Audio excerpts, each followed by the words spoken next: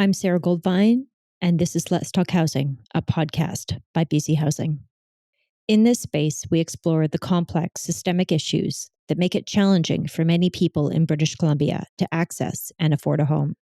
The provincial government has an ambitious plan with the largest investment in housing affordability in BC's history. Tasked with helping deliver on this plan is BC Housing, which is working with hundreds of partners to develop, manage, and administer a wide range of affordable housing and homelessness services in hundreds of communities across the province. In this podcast, you'll hear from those delivering innovative and exciting affordable housing solutions. Today, we'll be discussing the devastating impacts that a flood in November 2021 had on two BC towns, Princeton and Merritt. It was among the worst floods in BC's history, destroying highways, damaging buildings beyond repair, and forcing tens of thousands of people to evacuate their homes with just a moment's notice. Tragically, some people lost their lives. Before we begin, I'd like to acknowledge that we are recording today's episode from the ancestral and unceded homelands of the Musqueam, Squamish, Tsleil-Waututh, and Similkameen nations. We offer our respect to their peoples, past and present. Also, in full transparency, this episode is being recorded in July 2022 and reflects the issues and challenges of this time. BC Housing is among the many provincial and community organizations that mobilize to respond to the flood and to help residents of these towns. We continue to provide support with our partners today, helping to rebuild the communities. Today, to discuss the impact of the flood and examine what BC Housing got right and what we didn't get right, we have the Mayor of Princeton, Spencer Coyne, as well as John McEown, Director of Development at BC Housing. For our listeners to understand what we're talking about today, Princeton is a small community of approximately 3,000 people in southeastern British Columbia by the Cascade Mountains, where two major rivers, the Tulameen and the Similkameen, converge. Spencer, John, welcome to Let's Talk Housing. Sure. Thank you. So, Spencer, I'd like to start with you. These floods were devastating for your community. And, many of our listeners probably saw footage last fall of the impact of the floods. Now, for your community, you're still living it, and many people remain displaced from their homes and even from Princeton. Can you tell us a bit, how is the community doing? We're getting there. Yesterday marks the 8th month anniversary of the actual flood. So we are slowly getting people home, and we are still cleaning up. We have a major cleanup happening next week, I believe it is. And we're going to try to get the debris, the mud, out of people's backyards. So there's a community group that's organized that, and we have Mennonite Disaster Services, and they're bringing up a crew, and they're going to be here for 3 weeks, I believe it is, just working on mud removal from people's yards to try to get people's lives back to normal. So 8 months on and you're still doing cleanup. Are there folks who are still displaced from their homes? Yeah, there is. There's still quite a few. We had 10% of our population displaced when the flood happened, and it's been a slow, return home. And John and I have been working together, and of course his staff and my staff, to try to come up with some interim housing for the BC Housing residents and those other community members that are still displaced. John, this is a good time to bring you in. Of course, last fall when those floods hit, you were responsible for development in the interior region, including Princeton. What did that mean for your team in terms of the response to the floods?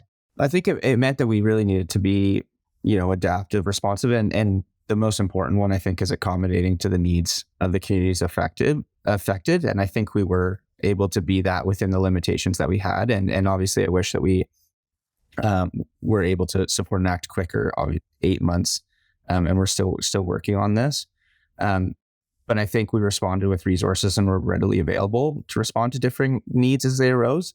And while we didn't have a specific mandate to respond to recovery housing, we were able to identify opportunities to support and advocate to different ministries and levels of government to illustrate the need that we were clearly hearing from the communities affected. And I think in the situation in Princeton, for example, I just want to commend Mayor Coyne's leadership. Mayor Coyne in the town of Princeton was really connected the residents affected, and really decisive and clear in their communication on what was required for recovery. Spencer reached out to me really early on, and this allowed me to advocate internally to our executive committee and to the ministry around the need and how we felt BC Housing could support in the delivery of interim, but also medium term and permanent housing for residents displaced due to the flooding. So I think, overall we were able to support and be adaptive, but we are still working on this. And I think through this process, we've been able to see a lot of gaps in recovery housing specifically. And I think this experience has provided a tremendous amount of learning around how we can be more prepared for future climate related events that are going to occur. Yeah, I mean, you've touched there, John, on so much, including really the complexity of response to a natural disaster like this. It involves all orders of government, many nonprofits, community organizations, and citizens groups. Spencer, what do you think when you look back on it now? I mean, we're 8 months on from this. What do you think we could do better as a society to respond to natural disasters like the one your community experienced? I don't think there was anything that under the current situation could have been done better.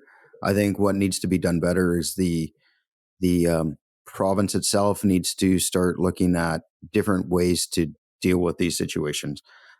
So, like John did what he could do within, the box that he's given to play with, and it took it took a lot of meetings outside of that to get the ball rolling.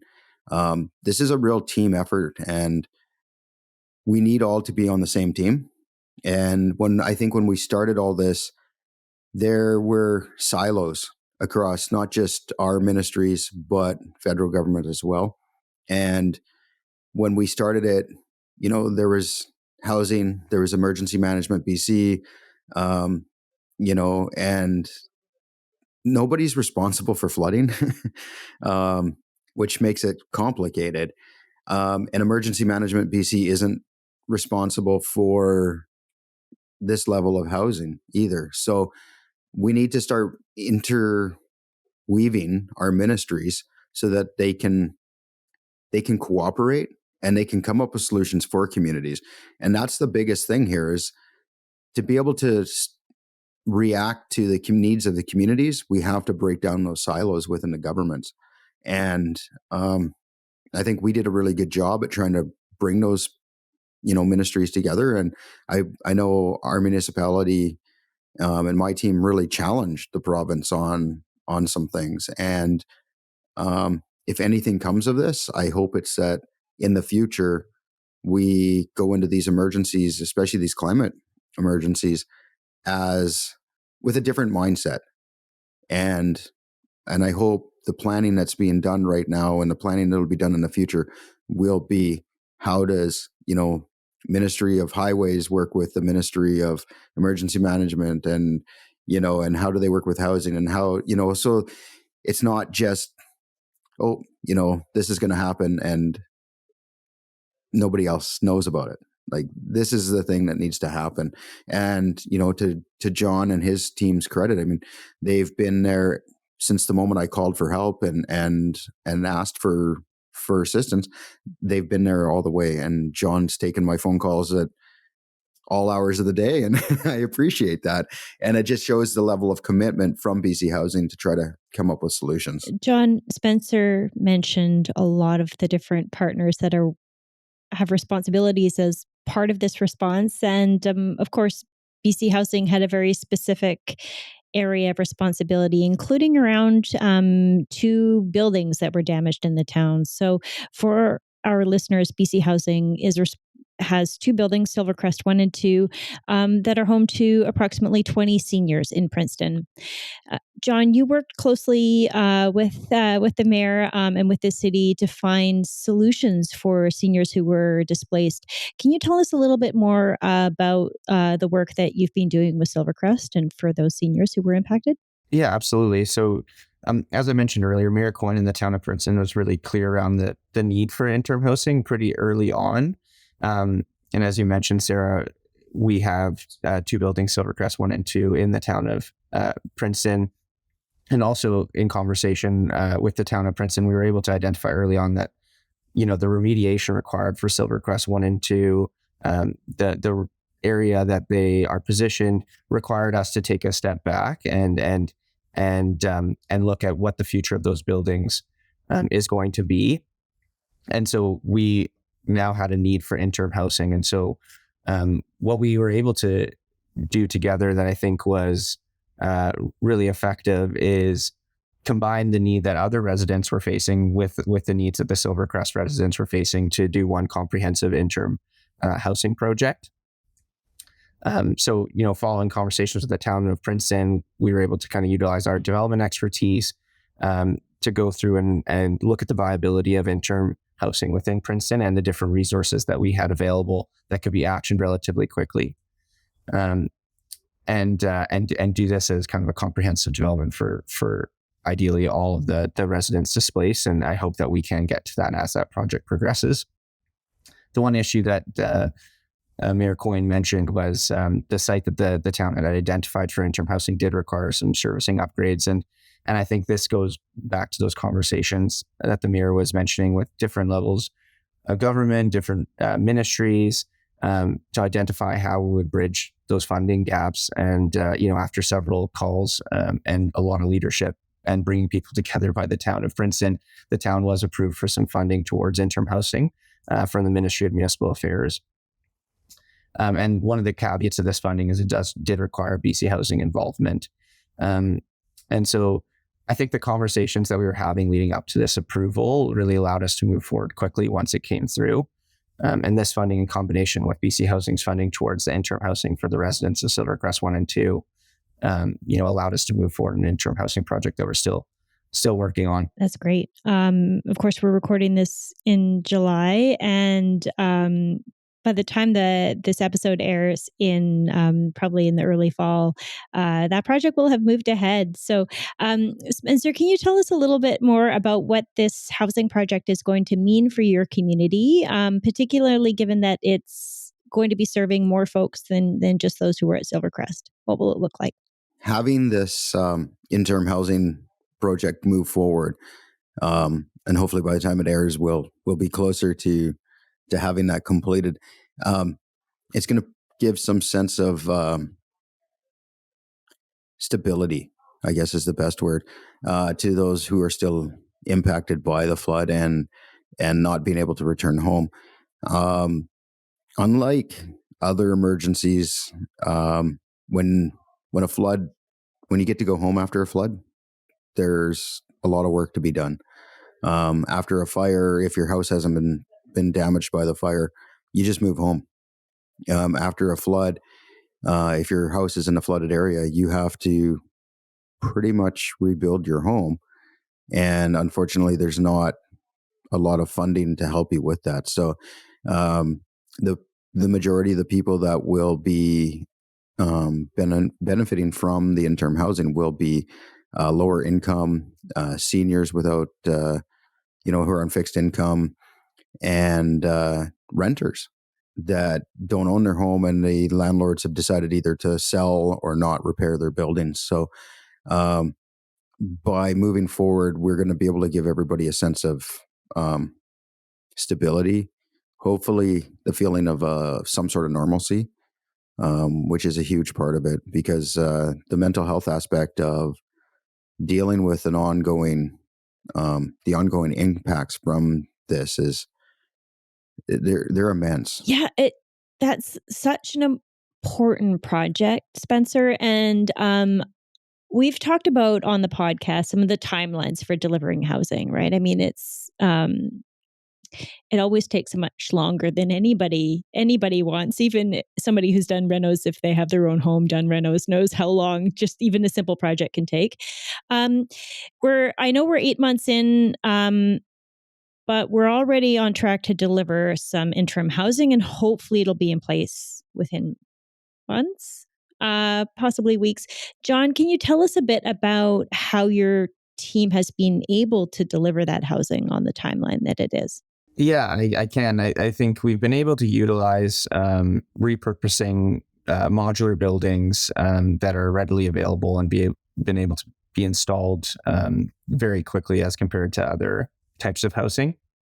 And I think we've actually built up some experiences specifically in response to emergency situations for people experiencing homelessness, and now being in this process. In terms of how we can effectively do this in a very rapid time frame. As you're mentioning, Sarah, construction projects do take a significant amount of time, but we've now, I think, worked through and started to understand where those sticking points are to expedite that schedule.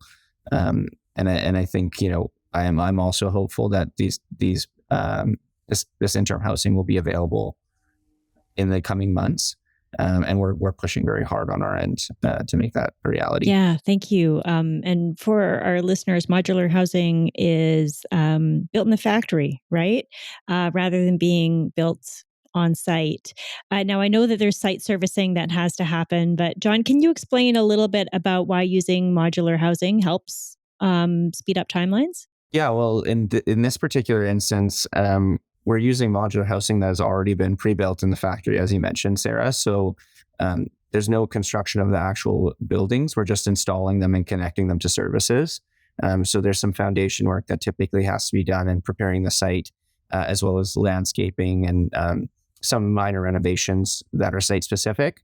But since they're pre-built and already completed, that really expedites the timeline. And Spencer, I mean, this is a really unique approach. As John mentioned, we have used modular buildings in British Columbia to respond to the homelessness crisis, and other jurisdictions are now following that same approach. This is a unique application, though, of modular to be able to help provide interim housing following a natural disaster. From your perspective, what has that process been like? And do you think that other municipalities, other communities could learn from what Princeton is going through right now with using modular? That's an interesting question, actually. So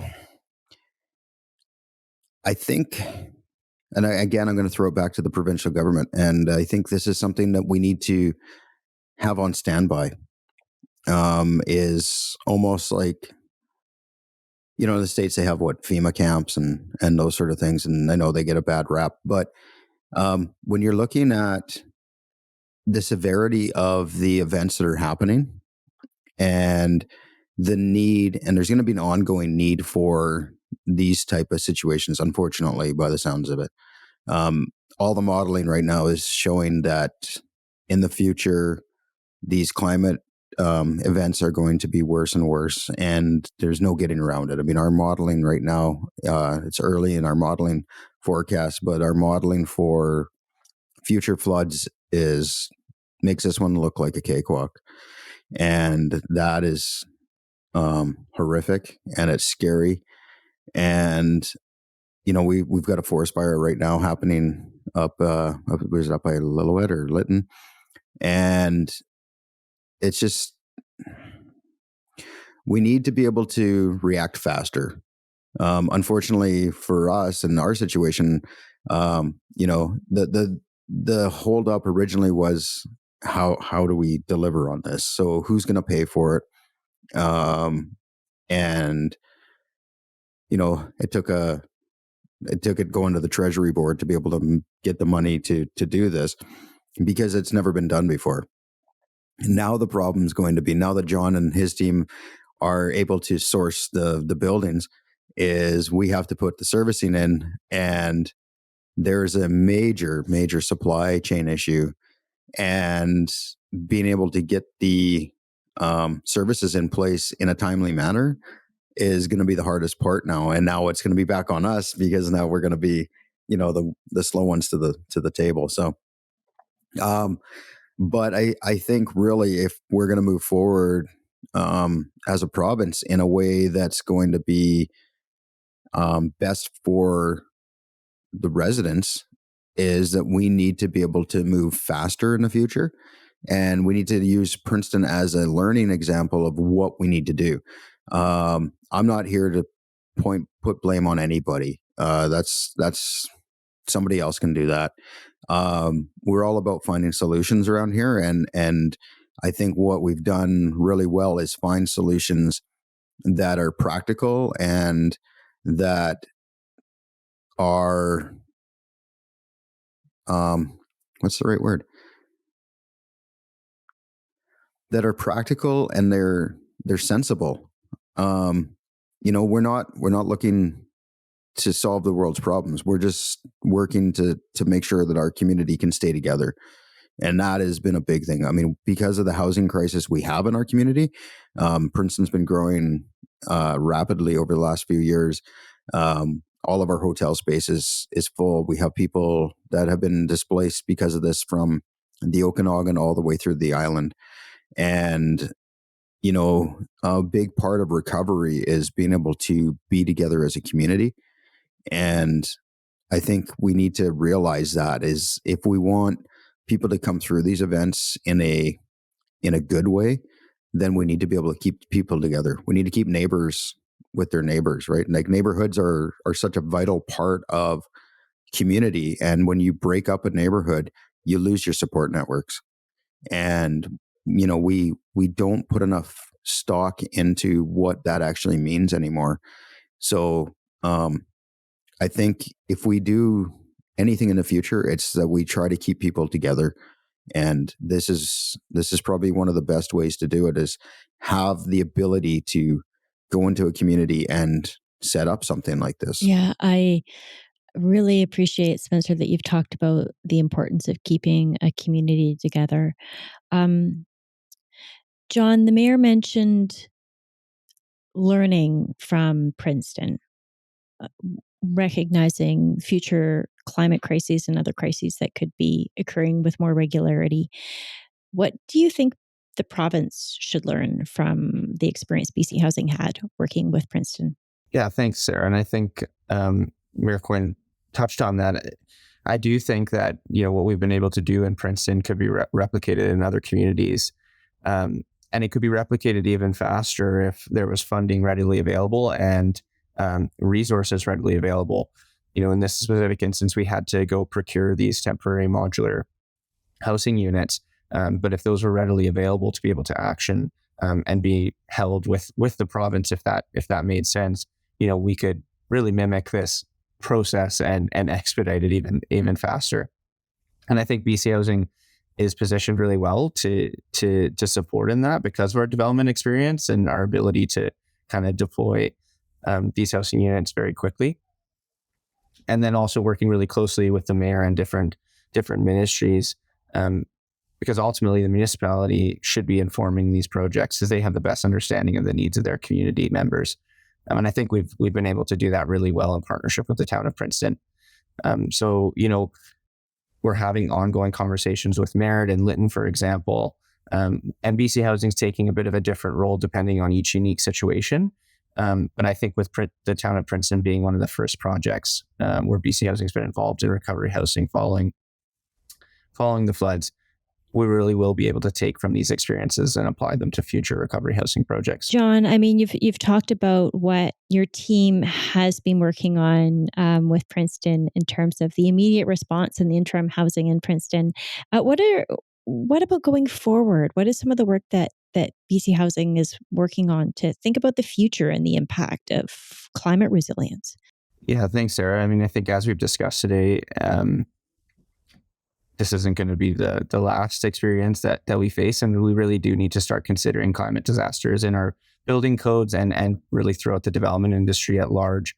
And one example that I'll raise is BC Housing is currently leading the Mobilizing Building Adaptation and Resilience pilot, known as MBAR.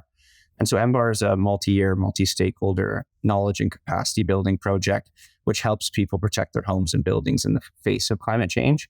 And we have several pilot projects that are ongoing, new development projects through MBAR, where these specific projects will get access to resources and expertise about building design and renovations to help buildings remain comfortable, safe, and resilient. Input and guidance is provided as it relates, to site strategies, design strategies, the ongoing operations, costs and impacts, and even, things like the location of the building. And so this is an example of a tool that could be really effective in creating preparedness in housing. And I think something that we really need to take seriously moving forward. Spencer, I'd like to wrap us up with you today. When you look a year from now, what are your hopes for your community?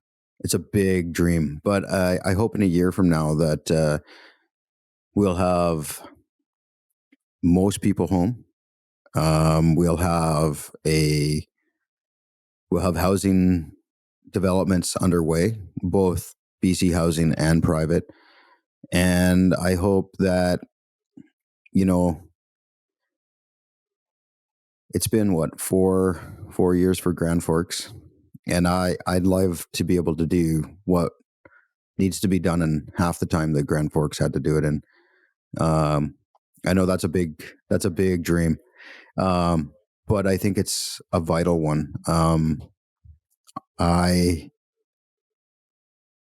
think it's so important that we don't take our eyes off the ball, and that this doesn't become something that just happened and we're going to move on. I think everybody, including myself, my team, we need to learn from what happened in November of last year. And when we move forward, both in planning and development and everything we do, it's always in the back of our mind, and that we try to mitigate any further issues that are going to arise from that. And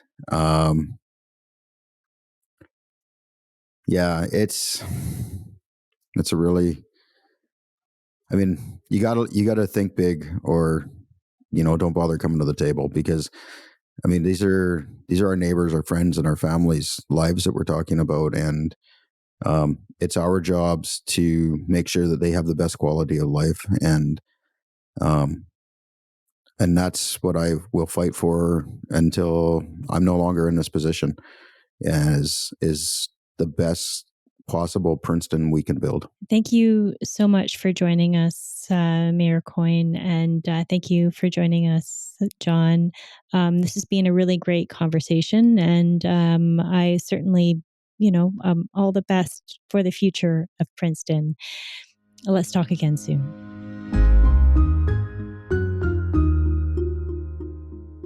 To learn more about BC Housing, or to apply for subsidized housing in British Columbia, visit our website at bchousing.org.